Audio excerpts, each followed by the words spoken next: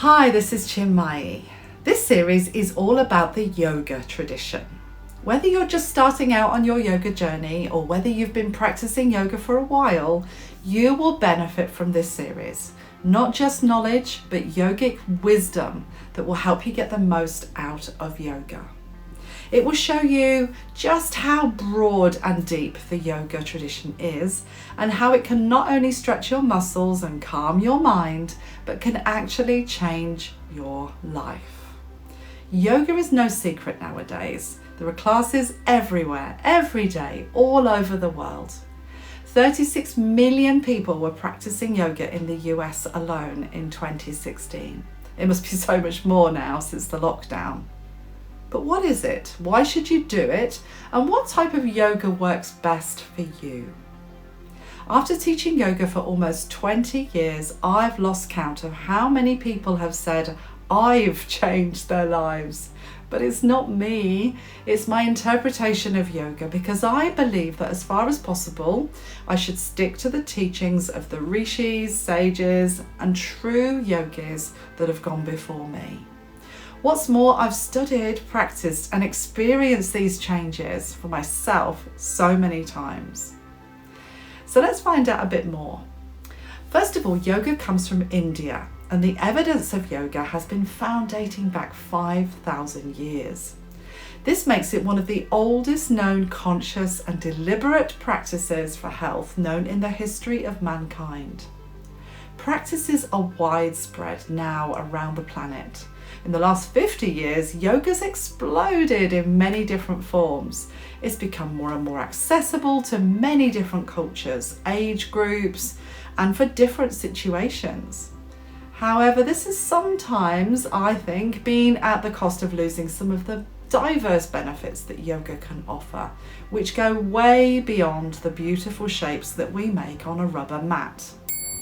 I aim to dispel some of the myths and misunderstandings and why you might be missing out on some of yoga's great intentions for your health and wellness. The word yoga means union.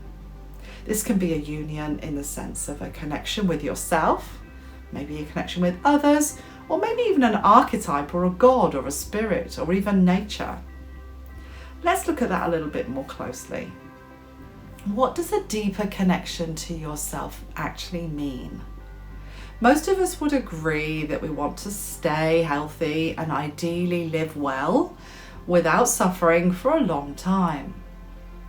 When we are more aware of our physical body, we are more able to notice when things aren't right. For example, a headache may mean that we should drink more water. A stiff leg might mean that we need to stand up and stretch. When we notice our posture, we can adjust it using yoga techniques, which will improve our breathing, boost our immune system, and improve our circulation. I could go on for hours. Then we can also connect better with our mind. We can witness our emotions, recognize our attachments, and learn to meditate to evolve with them. We can get to improve our communication when we know why our thoughts and feelings are there. Having this objective view. And through yoga practices and understanding a little yoga philosophy, we can learn how to live in a way that reduces stress and suffering. We also learn that the body and the mind are interwoven, and we can use the breath to heal and enhance the health of both body and mind. That's just one facet of the union that yoga offers. I've barely scratched the surface. In this series, I'll share with you why it's important to include more than just a performance of poses in our practice and how you can easily include more.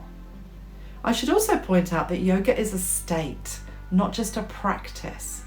Yoga is the result of the practice. It's basically where you go when you practice, and that's different for everyone. Yet in its purest form, it has something for everyone. In the next episode, I'm going to share with you the 4 paths of yoga. These are interconnected in a holistic yoga practice. Whilst these come from yoga philosophy, I'll reveal to you how they show up in holistic yoga classes. You'll get a little nudge when this next episode is released so you don't miss it. So please subscribe right now. And please leave a comment. What have you learned so far about yoga that you didn't know before? And please ask any questions you have about the wonderful world of yoga. I would be delighted to answer them for you. Until next time, bye for now.